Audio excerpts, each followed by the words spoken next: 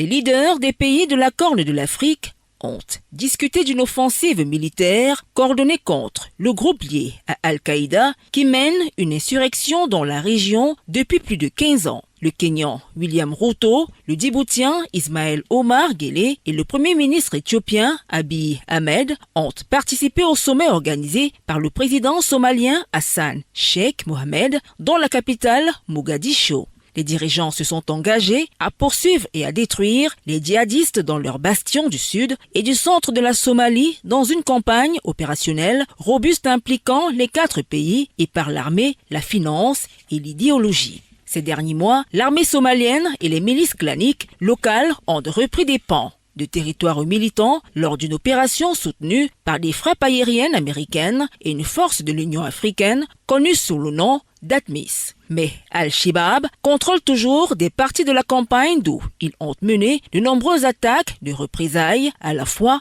en Somalie et dans les pays voisins. Dans l'attaque la plus meurtrière d'Al-Shabaab, depuis le lancement de l'offensive l'année dernière, 121 personnes ont été tuées dans l'explosion de 2 voitures piégées au ministère de l'Éducation à Mogadiscio en octobre. La force de l'Union africaine, forte de 20 000 hommes, anciennement connue sous le nom d'Amison, a une mission plus offensive que son prédécesseur. Elle est composée du Djibouti, de l'Éthiopie et du Kenya et ses troupes sont déployées dans le sud et le centre de la Somalie.